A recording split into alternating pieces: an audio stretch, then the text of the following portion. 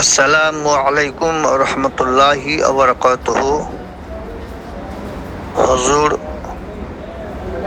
মুফতি নাঈমুদ্দিন,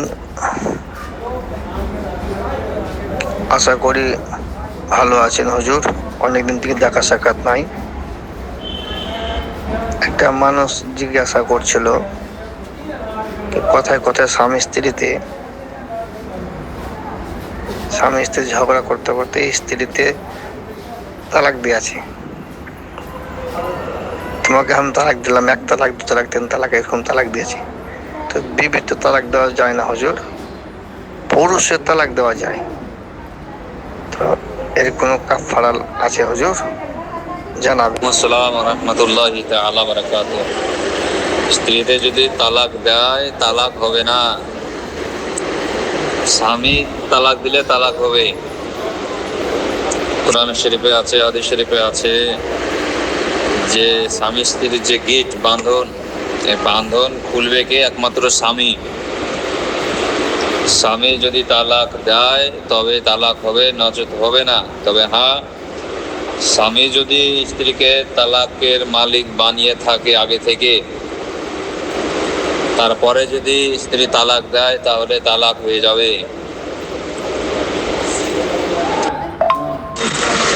এবং সে মেয়েটি ইদ্যত পালন করার পরে অন্য কোথাও বিয়ে করতে পারে। যেহেতু বলছে 2 বছর হয়ে গেছে, আর স্ত্রী ডিভোর্স, তালাক দেওয়া যদি 2 বছর হয়, তো সেটার সাথে কোনো সাথ নেই। তার স্বামী কবে তালাক দিয়েছে সেটার দিকে লক্ষ্য রাখতে হবে। হ্যাঁ, তো স্বামী তালাক দেওয়ার পরে যদি ইদ্যত পূর্ণ হয়ে যায় তবে অন্য কোথাও বিয়ে করতে পারে। আসসালামু আলাইকুম রহমতুল্লাহি ওয়া বারাকাতুহু। হুজুর, ফজরের ফরজ নামাজের আগে যদি সুন্নত ছাড়া যায়, সেই সুন্নতটা কখন পড়ব? ফজরের ফরজ নামাজের পর পড়া কি যাবে, না সূর্য ওঠার 20 মিনিট পর পড়া যাবে?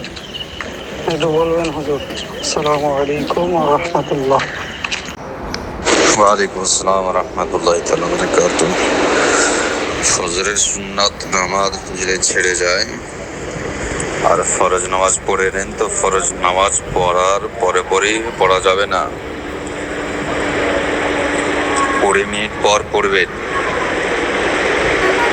ওয়াক্ত শেষ হওয়ার 20 মিনিট পর পড়বেন, আর সে নামাজ জলের আগে পর্যন্ত পড়তে পারেন। কাজা জলের টাইম পার হলে সুন্নাত পড়তে হবে না।